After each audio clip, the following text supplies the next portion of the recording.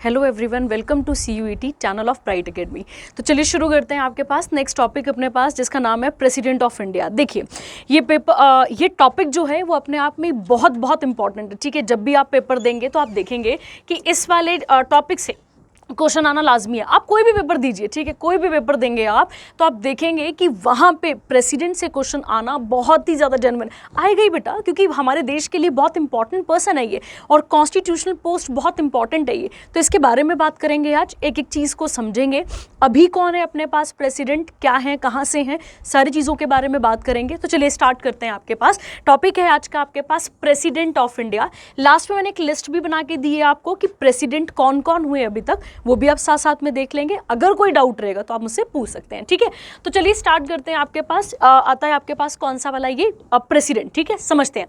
देखिए अभी तक आप जो चीज़ें पढ़कर आए हैं उनको एक बार ही थोड़ा थोड़ा सा देख लेते हैं ताकि आपको समझ में आ जाए कि एक्चुअली में हम क्या क्या चीज़ें पढ़ चुके हैं।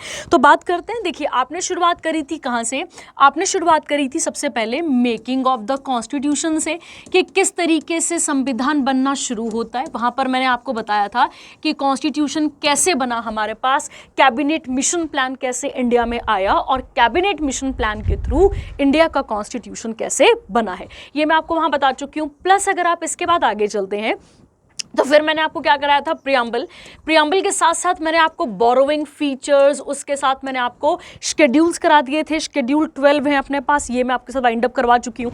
और इसी के बाद अगर हम बात करें तो हमने पार्ट वाइज चीज़ों को शुरू कर दिया था। पार्ट 1 जिसका नाम था यूनियन एंड इट्स टेरिटरी, वो आप कर चुके हैं। पार्ट नंबर 2 अगर हम बात करें सिटीजनशिप से डील करता है, जो कि हम बात कर चुके हैं। पार्ट नंबर 3 की अगर हम बात करें दैट इज फंडामेंटल राइट्स, जो कि हमारे कंप्लीट हो चुके थे। और फंडामेंटल राइट के बाद हमने पार्ट नंबर 4 के अंदर DPSP को पढ़ा था, ठीक है, directive principle of state policy को हमने कवर करा था। उसके बाद हमने देखा था कि पार्ट 4A भी ऐड हुआ है। ए मींस अमेंडमेंट बोल सकते हो आप एक तरीके से, मतलब इसे अमेंडमेंट के थ्रू ऐड किया गया था, दैट वर फंडामेंटल ड्यूटीज। तो आपने फंडामेंटल ड्यूटीज वाला सेक्शन भी पूरा कर लिया। अब आप 4 कंप्लीट कर चुके हैं, अब आप पार्ट 5 पे जा रहे हैं, ठीक है, पार्ट 4 तक आप कंप्लीट कर चुके हैं और अब आप जंप कर रहे हैं किसमें, पार्ट नंबर 5 के अंदर, ठीक है। तो अब हम समझेंगे कि 4A तक तो हमने कंप्लीट कर लिया, अब हम 5 में देखेंगे क्या क्या चीजें आती हैं, ठीक है। चलिए, तो आई थिंक आपको पहले यहां तक बात समझ में आ चुकी है, ठीक है। अब देखिए अगर हम बात करते हैं part number 5 of Indian constitution deals with union executive. किससे डील करता है ये आपके पास, यूनियन एग्जीक्यूटिव से डील करता है। आर्टिकल की अगर हम बात करें तो आर्टिकल नंबर 52 से लेकर 78 तक का जो आर्टिकल है वो पूरा का पूरा किससे डील करता है, यूनियन एग्जीक्यूटिव से। अब आप बोलेंगे मैम आपने बाहर टॉपिक लिखा है प्रेसिडेंट और अब आप क्या करा रहे हो यहाँ पे हमें यूनियन एग्जीक्यूटिव। समझाऊंगी आपको, क्योंकि प्रेसिडेंट इस ही यूनियन एग्जीक्यूटिव का पार्ट है। तो किसका पार्ट है वो, इसी यूनियन एग्जीक्यूटिव का पार्ट है कौन, हमारे पास प्रेसिडेंट। तो आपको समझना है इसको, ठीक है। देखिए कहता है यूनियन एग्जीक्यूटिव किस किस से मिलकर बना होता है, समझ लेते हैं यहाँ पे, और क्वेश्चन बनेगा पेपर में, डायरेक्टली टिक कर लेंगे। पहला आता है आपके पास प्रेसिडेंट, ठीक है। तभी हम क्या पढ़ेंगे, पहले हम पढ़ रहे हैं यूनियन एग्जीक्यूटिव के, उसके सब पार्ट के अंदर हम पहला पढ़ेंगे प्रेसिडेंट।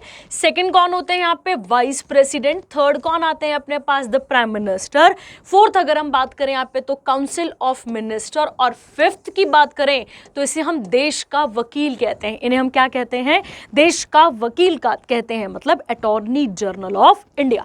तो अगर मैं आपसे पूछूं यूनियन एग्जीक्यूटिव किस किस से मिलकर बनता है तो आप क्या क्या टिक करेंगे, वो किससे मिलकर बनता है, president, vice president, prime minister, council of minister plus attorney general of India. तो ये हो गया पार्ट नंबर 5 का। और पार्ट नंबर 5 की पहली हेडिंग है प्रेसिडेंट, उनको हम यहां पर अब शुरू करते हैं, ठीक है। देखिए कहता है the president of India is the head of state. अब एक बात को समझिए, यहां पे स्टेट का मतलब राज्यों से नहीं है, यहाँ पे स्टेट किसको डिनोट कर रहा है, तो स्टेट आपको डिनोट कर रहा है कंट्री को। किसको कर रहा है, इंडिया एज अ होल को, पूरे के पूरे इंडिया को रिप्रेजेंट कर रहा है। तो ये बात आपको बहुत क्लियर रखनी है, ठीक है। तो यहाँ पे इस बात से कंफ्यूजन नहीं रखनी है कि शायद अगर प्रेसिडेंट बोल रहे हैं तो president head of Indian state होते हैं, बिल्कुल नहीं, हेड ऑफ इंडियन स्टेट नहीं है। ये कौन है, हेड ऑफ दी स्टेट है। It means head of state का मतलब हो गया यहाँ पे कंट्री के हेड है या इंडिया एज अ होल के लीडर हैं, ठीक है, ऐसा कह सकते हो। कहता है president is nominal executive head. अब जरा इस बात को समझो, नॉमिनल का मतलब क्या हो गया, जिनका नाम चलता है, जिनका क्या चलता है, नाम चलता है। अगर भारत सरकार किसी भी चीज़ को कर रही है तो वहाँ पे किसके सिग्नेचर, किसकी चीज़ें लगती हैं, तो आपको याद रखना है प्रेसिडेंट की लगती हैं, आपको याद रखना है इस बात को। वाइल द प्राइम मिनिस्टर जो होते हैं और जो उनके साथ कौन होते हैं, काउंसिल ऑफ मिनिस्टर, वो रियल एग्जीक्यूटिव होते हैं। मतलब काम कौन करते हैं, प्रधानमंत्री प्लस काउंसिल ऑफ मिनिस्टर। और अगर हम बात करें नॉमिनल की, जिनका नाम चलता है, तो नाम किसका चलता है आपके पास, प्रेसिडेंट साहब का। किसका चलता है, प्रेसिडेंट साहब का। अब समझिएगा, ठीक है। कई बार इस तरीके से भी आ जाता है कि नॉमिनल को ही डी ज्योर कहा जाता है, तो आपको ये भी याद रखना है, नॉमिनल एग्जीक्यूटिव हेड कौन हो गए अपने पास यहाँ पे, डी ज्योर। कौन हो गए, डी ज्योर, मतलब नॉमिनल हेड। और जब भी आपको बोलेगा प्राइम मिनिस्टर ये वाला, और क्या बोला था यहाँ पे, रियल, रियल को आप क्या देते हो, डी फैक्टो। क्या कह देते हैं इसको हम, डी फैक्टो भी कहते हैं। तो फैक्टो मीन्स रियल में, और डी ज्योर मतलब यहाँ पे नॉमिनल हेड कौन है, ठीक है। चलिए, तो आपके पास ये वाला कंप्लीट होता है, पहला चार्ट आपके पास जो आपके पास यहाँ पे पीपीटी में था, तो ये कंप्लीट होता है। आगे बढ़ेंगे इसके बाद। आई होप आपको ये समझ में आ गया कि हम पार्ट नंबर 5 के अंदर यूनियन एग्जीक्यूटिव पढ़ रहे हैं, और यूनियन एग्जीक्यूटिव का पहला चैप्टर है प्रेसिडेंट, तभी हम उनको यहाँ पर कंप्लीट कर रहे हैं, ठीक है। चलिए आगे बात करते हैं।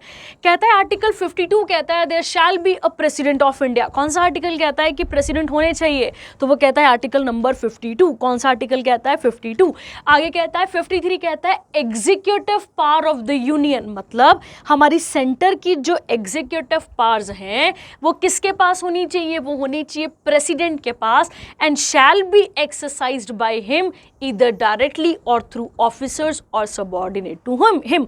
तो मतलब 53 क्या कहता है कि इंडिया की या फिर सेंटर की जितनी भी एग्जीक्यूटिव पावर्स हैं वो किसके पास होनी चाहिए, हमारे राष्ट्रपति के पास होनी चाहिए, चाहे फिर वो खुद उस काम को करें या उनके नीचे कोई सबऑर्डिनेट बैठकर काम करे, किसी भी तरीके से करे, पर हमें याद रखना है कि उनके पास होती हैं। आगे कहता है he is the supreme commander of defence forces in India. Star mark कर लीजिए इस पॉइंट को। तो इसीलिए हम हर जगह पे चीफ अपॉइंट करते हैं, मतलब chief of army, chief of navy, है ना, इस तरीके से हम इनके चीफ को अपॉइंट करते हैं। पर इनके सुप्रीम कमांडर कौन है, तो आपको याद रखना है इनके सुप्रीम कमांडर होते हैं प्रेसिडेंट साहब होते हैं। आगे कहता है दो he is only a constitutional head और अ टाइटुलर हेड और अ डी ज्योर हेड और नॉमिनल एग्जीक्यूटिव और जस्ट अ सिंबॉलिक हेड। तो मैंने आपको इसका मतलब अभी बताया कि जिनका नाम चल रहा है हमारे पास, अगर हमारी भारत सरकार किसी भी बिल पे साइन करवा रही है, कुछ भी काम कर रही है, वो किसके बोलने पर हो रहा है, मतलब वो किसके करने पर हो रहा है, किसके सिग्नेचर से वो कंफर्म हो रहा है, तो आपको याद रखना है वो हो रहा है हमारे प्रेसिडेंट साहब के सिग्नेचर से, ठीक है। चलिए अब आएंगे हम इलेक्शंस पे कि इलेक्शन कैसे कैसे और क्या क्या होता है। देखो कहता है president shall be elected by the members of N electoral college. पहली बात तो ये याद रखिएगा, प्रेसिडेंट के इलेक्शन में हम और आप पार्टिसिपेट नहीं करते हैं। That is why in elections को क्या कह देते हैं हम, इनडायरेक्टली इलेक्शन कह सकते हो आप, या इनडायरेक्ट इलेक्शन आप इसे कह सकते हो। कहता है अब कौन कौन वोट डालता है, जरा इसको समझेंगे और चीज़ों को समझते हुए ईजी करेंगे, ठीक है। कौन कौन वोट डालता है जरा इसको यहाँ पे समझ लेते हैं, ठीक है। देखते हैं कौन कौन वोट डालता है। आपको पता होगा अगर हम बात करें तो हमारे पास दो घर होते हैं, एक होता है राज्यसभा और एक घर कौन सा होता है हमारे पास, लोकसभा। राज्यसभा के भी लोगों को क्या कहा जाता है, एमपी, और लोकसभा के लोगों को भी क्या कहा जाता है, MP. MP means member of parliament. अगर हम राज्यसभा की बात करें तो यहाँ पे दो प्रकार के लोग होते रहते हैं, ठीक है। तो वो कौन से आगे, एक होते हैं इलेक्टेड जिनको चुन के बैठाया गया है, और एक होते हैं बच्चे यहाँ पे नॉमिनेटेड। एक कौन होते हैं यहाँ पे, नॉमिनेटेड होते हैं। उस ऐसे ही लोकसभा में पहले की बात करें तो पहले यहाँ पे भी इलेक्टेड, तो आज भी हैं, इलेक्टेड होते हैं, और यहाँ पे भी पहले कौन हुआ करते थे, नॉमिनेटेड, ठीक है। तो अब जरा ध्यान से समझना, मैंने कहा पार्लियामेंट में मतलब राज्यसभा में भी दो तरह के हमें लोग देखने को मिलते हैं, एक है इलेक्टेड, एक है नॉमिनेटेड। वैसे ही लोकसभा में हमें इलेक्टेड और नॉमिनेटेड देखने को मिलते हैं। ये क्लियर हो गया अब आपको। अब समझिएगा जरा सा, यहाँ पे कहता है द इलेक्टेड एमपीज, ठीक है, ध्यान देना यहाँ पे, द इलेक्टेड एमपीज। क्या इसने बोला कि नॉमिनेटेड लोग पार्टिसिपेट करते हैं, जरा ध्यान दीजिए इस बात पे, नहीं लिखा ना, इसीलिए आपको याद रखना है कि कौन पार्टिसिपेट करता है, elected member of Rajya Sabha plus कौन करेगा, लोकसभा। तो अब जरा यहां पर आते हैं, the elected member of Rajya Sabha plus elected member of Lok Sabha. Clear हो गया पॉइंट यहां तक? अगला देखिए, कहता है the elected MLAs of the state. अब जरा यहां पर आइए, वापस फिर से देखो यहां पे वापस किस तरीके से याद कर सकते हैं इसको। कहता है अगर हमारे पास कौन सी वाली सभा है यहाँ पे, विधानसभा। विधानसभा कहाँ पर होती है? हर राज्य में होती है, मैं आपको पहले बता चुकी हूँ। और विधानसभा की बात करें तो इसी को लेजिस्लेटिव असेंबली कहा जाता है। क्या कहते हैं इसको? हम लेजिस्लेटिव असेंबली कहते हैं। अब जरा देखो यहाँ पे भी दो प्रकार के लोग होते हैं, एक होते हैं इलेक्टेड, एक होते हैं नॉमिनेटेड। अब होते हैं बोलने का मतलब है अभी तक के इलेक्शन में थे, अब आने वाले चुनाव में ये नहीं होंगे, ठीक है? तो नॉमिनेटेड होते थे। और अगर हम यहाँ पर याद करें तो यहाँ पर भी क्या लिखा था? Elected MLA of the state. तो यहाँ पे भी कौन पार्टिसिपेट नहीं कर रहा है? नॉमिनेटेड। कौन कर रहे हैं यहाँ पे पार्टिसिपेट? इलेक्टेड कर रहे हैं, ठीक है? चलिए, कहता है उसके बाद elected MLAs of national capital territory Delhi. उसके बाद करें अगर हम यूटी ऑफ पुडुचेरी, तो जिन जिन यूटीज में विधानसभा है वहां से भी कौन वहां के जो लोग हैं वो भी किसके इलेक्शन में पार्टिसिपेट करते हैं? हमारे प्रेसिडेंट साहब के इलेक्शन में पार्टिसिपेट करते हैं, ठीक है? याद रखेंगे। कहता है आगे इसके बाद कहता है 10 nominated member of parliament and legislative assemblies and member of legislative council, जिसको विधान परिषद कहा जाता है, ये सभी लोग पार्टिसिपेट यहां पर नहीं करते हैं किसके? प्रेसिडेंट के इलेक्शन में। आर्टिकल 55 कहता है provide for the manner of election and there should be uniformity and representation throughout the nation as per the constitution. तो एमपी और एमएलए उनको वोट्स असाइन किए जाते हैं उनके रिप्रेजेंटेटिव के बेसिस पे। कहता है इलेक्शन कैसे होते हैं? तो इलेक्शन डायरेक्ट नहीं होते हैं। इलेक्शन कैसे होते हैं? इनके इलेक्शन के मेथड को याद रखो। अब समझाने लगेंगे तो बहुत ज़्यादा है, वो हमें याद भी नहीं करना है, तो हमें याद रखना है इनके इलेक्शन को कहा जाता है सिंगल ट्रांसफरेबल वोट, या फिर कहते हैं proportional representation by the means of single transferable vote. मतलब अगर 10 लोग खड़े हुए हैं राष्ट्रपति बनने के लिए तो आपको 10 को प्रेफरेंस देनी है, 10 के 10 लोगों को क्या देनी है? प्रेफरेंस। पर ऐसा अब हम नॉर्मल लाइफ में हम डायरेक्ट इलेक्शन में ऐसा नहीं करते हैं। जब मैं और आप वोट डालने जाते हैं तो हम किस तरीके से वोट डालते हैं? डायरेक्टली सीधे जाएंगे, 2 चिन्ह होंगे, 2 में से किसी एक पे टिक करेंगे और हो गया काम। पर यहाँ पर ऐसा नहीं होता, जितने नेम यहाँ पर होंगे उतनी प्रेफरेंस यहाँ पर दी जाती है, ठीक है? याद रखेंगे। कहता है अगर मान लो कि अगर हमारे राष्ट्रपति के इलेक्शन से कोई भी डाउट डिस्प्यूट आ जाए तो किसके डिसीजन को फाइनल माना जाता है? तो सुप्रीम कोर्ट के डिसीजन को फाइनल माना जाता है। मान लो हमारे प्रेसिडेंट साहब के इलेक्शन में कोई डिस्प्यूट क्रिएट हो जाए तो वो कौन सॉल्व करेगा? फिर हमें याद रखना है, फिर वो सॉल्व करवाती है सुप्रीम कोर्ट। कहता है इलेक्शंस आर मॉनिटर्ड। मॉनिटर और कंडक्ट कौन करता है? Election commission of India. Only one president that is Neelam Sanjiva Reddy इनका हैज बीन इलेक्टेड, ठीक है? तो ये आपको यहाँ पर याद रखना है। अदरवाइज अगर हम बात करें तो इलेक्शन पूरे तरीके से कंडक्ट कराए जाते हैं।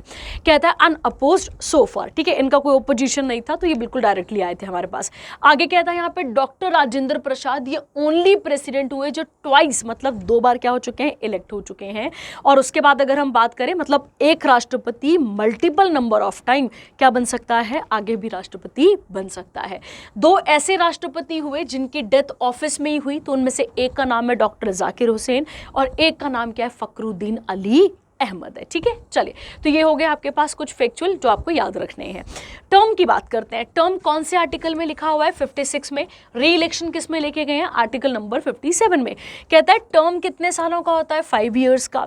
रेजिग्नेशन किसको देना होता है भाई अपना? तो रेजिग्नेशन देते हैं प्रेसिडेंट किसको? अपना वाइस प्रेसिडेंट को।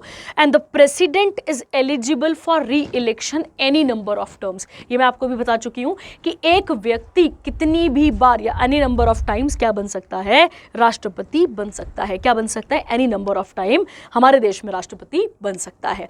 अब हम देखेंगे क्वालिफिकेशन जो कि आर्टिकल 58 है, कंडीशंस क्या होंगी और शपथ कहां पर दिलाई जाएगी इनको, उसके बारे में बात करेंगे। अब एलिजिबिलिटी देखते हैं। देखिए क्या लिखा है।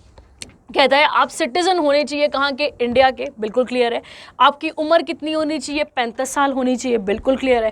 कहता है एलिजिबल, अब ध्यान देना मेंबर नहीं लिखा है वहाँ पे, कहता है एलिजिबल होने चाहिए आप किसके इलेक्शन के बराबर? यहाँ पे तो आपको याद रखना हाउस ऑफ द पीपल, मतलब इन शॉर्ट आप लोकसभा की क्वालिफिकेशन के बराबर या आप लोकसभा के लिए एलिजिबल होने चाहिए हो, आप किसी भी ऑफिस ऑफ प्रॉफिट पे नहीं होने चाहिए हो। ऑफिस ऑफ प्रॉफिट का मतलब है कोई भी लाभ का पद आपके पास ऑलरेडी नहीं होना चाहिए, ठीक है, याद रखेंगे। कहता है president shall not be a member, मैंने भी आपको बोल दिया किसी भी घर के मेंबर नहीं होने चाहिए, ना ही स्टेट के अंदर ना ही सेंटर के अंदर। अगर ऐसा है तो उनको सीट छोड़नी पड़ेगी जब उनको इलेक्ट कर लिया जाएगा, ठीक है। अगला कहता है नॉमिनेशन की बात करते हैं, ठीक है। अगर हम बात करें तो इनके नाम को नॉमिनेट करने के लिए 50 प्रपोजर होते हैं और 50 सेकेंडर होते हैं, ये बात आपको याद रखनी है। इसके साथ आप एक पॉइंट और ऐड कर सकते हैं कि आरबीआई में इनको 15,000 रुपीज़ को क्या कराना होता है, जमा करवाना होता है, ठीक है। तो कितने रुपये जमा करवाने होते हैं यहाँ पे, 15,000 रुपीज़ को जमा करवाना होता है, कहाँ पे, आरबीआई के अंदर। आगे कहता है इसके बाद ओथ कौन दिलाते हैं इनको, सीजेआई कौन दिलाते हैं यहाँ पे, सीजेआई मतलब चीफ जस्टिस ऑफ इंडिया। अगर chief justice of India absent हैं तो कौन दिलाएगा इनको शपथ, तो इनको दिलाई जाएगी सीनियर मोस्ट जज ऑफ सुप्रीम कोर्ट के द्वारा। कौन दिलाएंगे इनको, सीनियर मोस्ट जज ऑफ सुप्रीम कोर्ट, ये आपको याद रखना है। इनकी सैलरी, इनके अलाउंसेस, इनके प्रिविलेजेस कौन डिटरमाइन करता है, पार्लियामेंट, और उन्हें ख़त्म नहीं किया जा सकता है। ऐसा नहीं है कि आज अगर आप प्रेसिडेंट बन गए तो मैंने आपको बोला था हम आपको इतना फलाना पैसा देंगे, घर भी देंगे, और बाद में आप मना नहीं कर सकते हैं किसी भी टेन्योर से, किसी भी चीज़ से मना नहीं कर सकते हैं। ये पॉइंट आपको यहाँ पर क्लियर रखना है, ठीक है। आगे देखते हैं, कहता है ही इज इम्यून फ्रॉम, अब ध्यान देना, इनको छूट मिलती है क्रिमिनल प्रोसीडिंग से। किससे मिलती है इनको, क्रिमिनल। तो मतलब अगर राष्ट्रपति साहब कहीं आ रहे हो, गाड़ी से हम बच जाएं तो हमारा नुकसान है, उनका नुकसान नहीं होगा। तो आपको याद रखना है क्रिमिनल प्रोसीडिंग नहीं चलाई जा सकती है जब तक वो अपने टर्म के अंदर है। And he can't be arrested और इम्प्रिजन नहीं किया जा सकता है। हाँ, आफ्टर 2 मंथ नोटिस, अगर हम बात करें, मान लो कि हमारे राष्ट्रपति साहब ने, अभी तो हमारे राष्ट्रपति साहिबा हैं, इन्होंने अपनी बहू को प्रताड़ित करा है दहेज के लिए, मान लेते हैं, इमेजिन कर लेते हैं, ठीक है। तो ऑटोमेटिकली तो वो किसके अंदर आएगा, सिविल प्रोसीडिंग के अंदर। तो उनके ऊपर सिविल प्रोसीडिंग चल सकती है एज अ सिटिंग प्रेसिडेंट। कितने महीने की नोटिस के बाद, 2 महीने के, पर उनके ऊपर क्रिमिनल नहीं चलेगी जब तक वो कहां बैठे हुए हैं, अपने टर्म के अंदर बैठे हुए हैं, ठीक है। चलिए अब हम बात करते हैं, आ तो गए, शपथ भी दिला दी, बेटा भी दिया, सारा काम कर रहे हैं, अब निकालने का प्रोसीजर क्या है इसको देख लेते हैं, ठीक है। देखो, तो कहता है इसे इम्पीचमेंट कहते हैं। आर्टिकल बहुत इंपॉर्टेंट है, पेपर में कई बार क्वेश्चन आ चुका है कि the article number 61 deals with, तो आपको याद रखना है इम्पीचमेंट ऑफ द प्रेसिडेंट। कहता है एक formal removal of the president, ठीक है। अब समझेंगे आप कि प्रेसिडेंट को निकालना क्यों है, पहले तो आप इस बात को समझेंगे कि प्रेसिडेंट को क्यों निकाला जाएगा। अगर उन्होंने क्या करा है, अगर उन्होंने क्या कर रखा है, किसी भी कॉन्स्टिट्यूशन, मतलब अगर उन्होंने हमारे कॉन्स्टिट्यूशन का वायलेशन करा है तो उनको निकाला जाएगा। तो आपको याद रखना है, ठीक है। क्यों निकाला जाएगा, देखो मैंने कहा ना, वायलेशन ऑफ द कॉन्स्टिट्यूशन, ठीक है, आपको याद रखना है। कहता है अब इनको निकालने की प्रक्रिया कहां से शुरू होगी, तो आपको याद रखना है इस लाइन को, ईदर हाउस ऑफ पार्लियामेंट, किसी से भी शुरू हो सकती है, लोकसभा से भी, राज्यसभा से भी। पेपर में कई बार एग्जामिनर स्पेसिफिक लिख देता है कि जो प्रेसिडेंट है उनको निकालने की सारी प्रक्रिया लोकसभा से शुरू होगी, तो स्टेटमेंट विल बी फॉल्स, क्योंकि आपको क्या याद रखना है यहाँ पे, कहां से निकालने की प्रोसेस स्टार्ट होगी, ईदर हाउस ऑफ पार्लियामेंट से। हाउएवर ऐसा नहीं है कि एकदम उनको निकाल देंगे, उनको 14 दिन का नोटिस जाएगा, फिर प्रेसिडेंट अपने आप को प्रूफ करेंगे कि नहीं भैया मैंने ऐसा कुछ गड़बड़ नहीं करी है, ठीक है। तो यहाँ पर, और अगर वो एक्सेप्ट हो गया तो फिर 1/4 मेंबर्स क्या करेंगे, पहले साइन करेंगे, इनिशिएट करेंगे कि अब राष्ट्रपति को निकालना है, और जैसे ही ये हो जाएगा उसके बाद 2/3 लोग, मतलब स्पेशल मेजोरिटी के साथ वहाँ पे साइन करेंगे। ये बिल फिर दूसरे घर पे जाएगा, फिर वो इन्वेस्टिगेट करेगा क्या राष्ट्रपति सच में गिल्टी है भी या नहीं है, ये सारी चीजें चेक होंगी, और उसके बाद फाइनली 2/3 के साथ टोटल मेंबरशिप के साथ क्या कर दिया जाता है, निकाल दिया जाता है। किसको, हमारे राष्ट्रपति साहब को। इसका मतलब एक बात को समझिए, आपने पढ़ा कि वैसे तो अगर आज हम कोई क्राइम करते हैं, कुछ ऐसा होता है तो हमें कोर्ट सजा देती है ना, कोर्ट सजा देती है, मतलब जुडिशरी हमारे लिए काम करती है। पर इस समय पे पार्लियामेंट कुछ कैसे काम कर रही होती है, जुडिशल की तरह, मतलब क्वासी जुडिशरी की तरह काम कर रही होती है, आधी जुडिशल, मतलब वो सारी चीज़ों को देख भी रही है, इन्वेस्टिगेट भी कर रही है, और फिर उसके बाद उनको स्पेशल मेजॉरिटी के साथ निकाला जाता है। ठीक है, चलिए, तो आपको याद रखना, और खुशी की बात यह है हमने आज तक किसी भी राष्ट्रपति को उनके पद से नहीं रिमूव करा है। ठीक है, चलिए अब आते हैं पार्स पे, और पार्स देखेंगे, वेरी वेरी इंपॉर्टेंट पार्स, क्योंकि पेपर में क्वेश्चन यहाँ से बन जाता है। ठीक है, तो आप थोड़ा सा देखेंगे यहाँ पे। ठीक है, देखते हैं, चलिए बात करते हैं एग्जीक्यूटिव पावर्स के बारे में। किसकी? प्रेसिडेंट की। नाम है एग्जीक्यूटिव, मतलब कानून को लागू करने के लिए जिनके पास पावर्स है उनके बारे में पढ़ते हैं। कहते हैं जितना भी एग्जीक्यूटिव एक्शन होता है एक कंट्री के अंदर, वो किसके नाम पर होता है? भी मैंने आपको पहले ही बताया, प्रेसिडेंट के नाम पर। वो नहीं होंगे तो नहीं हो पाएगा ना, तो प्रेसिडेंट के नाम पर ये सारा काम किया जाता है। ये पीएम को अपॉइंट करते हैं और अदर मिनिस्टर्स को अपॉइंट करते हैं। किसकी एडवाइस पे? प्रधानमंत्री की एडवाइस पे। मतलब मैं प्रधानमंत्री, मेरा अपॉइंटमेंट हो गया, मेरे बाद जो मेरे बाकी मंत्री हैं मैं उनका नाम किसको रिकमेंड करूंगी? प्रेसिडेंट साहब को, और फिर प्रेसिडेंट साहब उन्हें अपॉइंट करेंगे। इसके साथ ये अटॉर्नी जनरल ऑफ इंडिया, मैंने आपको शुरू में बताया था कौन हो गया अटॉर्नी, अपने पास देश का वकील है। उसके बाद कैग हो गया, चीफ इलेक्शन कमिश्नर हो गया, चीफ कमिश्नर्स हो गए, चेयरमैन और मेंबर हो गए यूपीएससी के, गवर्नर्स हो गए, और फाइनेंस कमीशन के चेयरमैन और मेंबर, इनको अपॉइंट करते हैं कौन? प्रेसिडेंट साहब। इसके बाद कहता है he appoint inter state council. Inter state council मतलब दो राज्यों के बीच में विवाद नहीं होना चाहिए, उसके लिए काउंसिल बनाते हैं। And he is the one who can declare, इन्हीं के पास पावर होती है एक एरिया को शेड्यूल एरिया बोलने की। मैं शेड्यूल कास्ट की बात नहीं कर रही हूं, एरिया की बात कर रही हूं। पिछड़ा हुआ राज्य या रिमोट एरिया कौन डिक्लेयर करता है? ये भी करते हैं हमारे प्रेसिडेंट साहब। On the matter of declaration of any tribe as schedule tribe. ठीक है, ये क्लियर हो गया आपको। ये थी इनके पास एग्जीक्यूटिव पावर्स। आगे बढ़ते हैं, इसके बाद लेजिस्लेटिव पावर्स। अब कानून बनाने को लेकर इनके पास क्या पावर है? पहला है ये समन। समन मतलब बुलाते हैं, प्रोरोग मतलब रोकते हैं। किसको रोक रहे हैं और किसको बुला रहे हैं? तो पार्लियामेंट को बुलाने के लिए या पार्लियामेंट को रोकने की क्षमता किसके पास होती है? हमारे राष्ट्रपति साहब के पास होती है।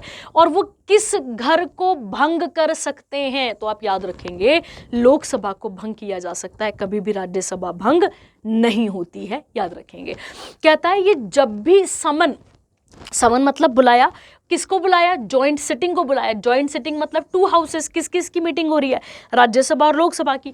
तो अगर राज्यसभा और लोकसभा की सिटिंग बुलाई गई है, जॉइंट सिटिंग बुलाई गई है, तो उसको हेड कौन करेंगे? उसको हेड करेंगे हमारे प्रेसिडेंट साहब। कौन हेड करेंगे उसको? प्रेसिडेंट साहब। पर याद रखना है आपको, सॉरी, उसे बुलाएंगे कौन? उसे बुलाएंगे प्रेसिडेंट साहब, पर हेड कौन करेंगे? हेड करेंगे स्पीकर। मैं रिपीट कर रही हूं कि जब भी जॉइंट सिटिंग होगी तो उसे बुलाएंगे कौन? तो आपको याद रखना है प्रेसिडेंट साहब, पर उसे हेड कौन करेंगे? तो आपको याद रखना है स्पीकर ऑफ दी लोकसभा। ये 12 लोगों को नॉमिनेट करते हैं कहां पे? राज्यसभा के अंदर, जो कि art, literature, science, social service के लिए जाने जाते हैं। जैसे सचिन तेंदुलकर, जयप्रदा, रेखा जी, आपने इनके बारे में सुना होगा। ठीक है, अगर हम बात करें यहाँ पे दो लोग, पहले बेटा ये हुआ करता था 2 एंग्लो इंडियन वाला, पर अब 2 एंग्लो इंडियन वाला मेंबर नहीं है। ठीक है, एंग्लो इंडियन मतलब जिनके पिता स्पेशली कौन होने चाहिए? नॉन इंडियन होने चाहिए थे। तो पहले ये भी था, पर अब ये खत्म कर दिया गया है, आपको याद रखना है। कहता है इनकी रिकमेंडेशन के बिना, ठीक है, कुछ बिल्स हैं जो कभी भी प्रपोज नहीं किए जाएंगे, तो इनकी रिकमेंडेशन लगेगी। जैसे मनी बिल के लिए, ऐसे बिल जिसमें पैसा निकालना है फंड से, इन सब के लिए किसकी रिकमेंडेशन लगती है? हमारे प्रेसिडेंट साहब की रिकमेंडेशन लगती है। कहते हैं इनके पास बिल को लेकर भी पावर है। बिल को लेकर क्या पावर है? ये अपने आंसर को दे देंगे, अगर हाँ बोल दिया तो काम ही खत्म हो गया। विदहोल्ड कर सकते हैं, मतलब अपने पास रख सकते हैं अपने जवाब को, बिल को वापस भेज सकते हैं, और उसके अलावा वो एक वीटो पावर उनके पास होती है जिसे पॉकेट वीटो कहा जाता है, उसका भी प्रयोग कर सकते हैं। ठीक है, उसके अलावा ये एक ऑर्डिनेंस लेकर आ सकते हैं। इस बात पे जरा ध्यान देना। ऑर्डिनेंस का मतलब होता है बच्चे, ऑर्डिनेंस को आप ऐसा समझ सकते हो, कच्चा कानून। तो जब भी देश में मतलब सेशन में, मान लो जब भी सेंटर में पार्लियामेंट एब्सेंट होगी, या पार्लियामेंट दोनों घर एब्सेंट होंगे, या दोनों में से कोई एक एब्सेंट होगा, तो उस समय पे कानून बनाने की सब क्षमता किसके पास है? हमारे राष्ट्रपति साहब के पास हमें देखने को मिलती है, और उसी को कहा जाता है ordinance making power of the president. ठीक है, चलिए आगे बढ़ते हैं। इसके बाद कहता है ये किस किस की रिपोर्ट्स अब पेश करते हैं। देखो लिखा हुआ है किस किस की रिपोर्ट्स को पेश करते हैं यहाँ पे। तो फाइनेंस कमीशन, कैग, यूपीएससी की किसके आगे रखते हैं इन सब की रिपोर्ट्स को? पार्लियामेंट के आगे। इनकी परमिशन के बिना कोई भी पैसा बाहर नहीं निकाला जाएगा। ये फाइनेंस कमीशन को बनाते हैं कितने सालों के अंदर? 5 सालों के लिए बनाते हैं।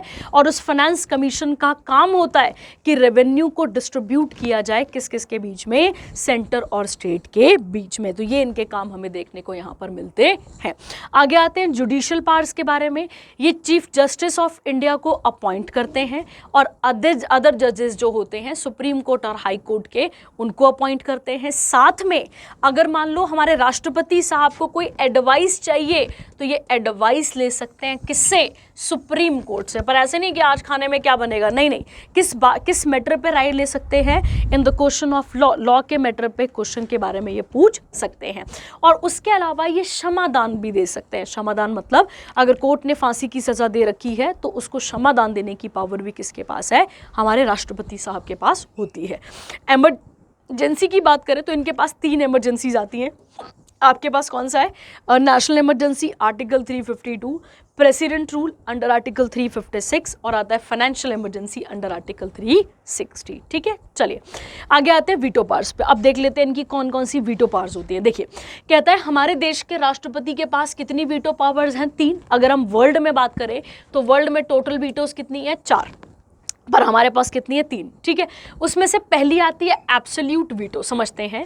कहता है जब राष्ट्रपति ने अपना जवाब नहीं दिया, the bill then ends and does not became an act. वो बिल खत्म हो गया और वो बिल एक्ट नहीं बन पाया। ऐसा कब हुआ है? 1954 में डॉक्टर राजेंद्र प्रसाद ने अपने जवाब को रोका था पेप्सू अप्रोप्रिएशन बिल के लिए, और 1991 में आर वेंकटा रमन ने अपने आंसर को रोका था एमपीज की सैलरी और अलाउंसेस को बढ़ाने के लिए। सस्पेंसिव की बात करें, बिल को वापस भेजा किसने? राष्ट्रपति ने, और वहां से रिकंसिडरेशन के लिए, और फिर वो वापस आपके पास वो बिल रिकंसिडर होकर आपके पास वापस आ गया। तो 2006 में ऐसा यूज कर चुके हैं एपीजे अब्दुल कलाम। ठीक है, किस बिल पे? प्रॉफिट बिल के लिए। हाउएवर द प्रेसिडेंट इस बिल को वापस भेजेंगे एक बार। ठीक है, और अगर अब ये मेजॉरिटी के साथ फिर से वापस आ गया आपके पास, मतलब प्रेसिडेंट साहब ने वापस भेज दिया कहाँ पे? पार्लियामेंट पे, और अब ये पार्लियामेंट से दोबारा आपके पास आया है तो दोबारा आपको अपना जवाब देना होगा। ठीक है, अब आप हाँ दें ना दें, पर आपको क्या देना होगा? हाँ तो खैर हाँ ही होगी, अब तो कंसेंट तो होगी, पर आपको जवाब यहाँ पर देना होगा। पॉकेट वीटो की बात करते हैं अगर हम, तो पॉकेट वीटो का मतलब होता है बिल को लंबे समय के लिए अपनी जेब में रखना। जेब मतलब अपने पास रखना और उस पर कोई भी हाँ या ना नहीं भरना। ठीक है, तो ये आपको याद रखना है। और अगर हम बात करें तो हमारा ये कब यूज हो चुकी है? तो ये ज्ञानी जैल सिंह ने 1986 में इसको यूज कर चुके हैं। ठीक है, ऑर्डिनेंस के बारे में मैंने भी आपको थोड़ी देर पहले बताया था। ऑर्डिनेंस कौन सा आर्टिकल है? याद रखेंगे 1, 2, 3। कहता है ऑर्डिनेंस तब इशू किया जा सकता है जब both the houses of parliament not in session और when only one house is in session. मान लो राज्यसभा लोकसभा दोनों नहीं है या दोनों में से कोई एक है तो भी इसको क्या किया जाएगा? इशू किया जा सकता है। ऑर्डिनेंस अप्रूव किया जाता है किसके द्वारा? पार्लियामेंट के द्वारा, and with in 6 weeks of the reassembly. मतलब आज राष्ट्रपति जी ने कानून बना दिया, मान लो लोकसभा या राज्यसभा दोनों नहीं थे तो बना दिया उन्होंने कानून, तो जैसे ही लोकसभा राज्यसभा आएगी तो उस ऑर्डिनेंस को 6 हफ्तों के अंदर अपना आंसर देना होगा। ठीक है, कहता है मैक्सिमम लाइफ एक ऑर्डिनेंस की कितनी होती है? आपको याद रखना है 6 मंथ प्लस 6 वीक्स होती है। ठीक है, he can issue ordinance only on the advice of council of minister headed by the prime minister. ठीक है, ये आपको याद रखना है।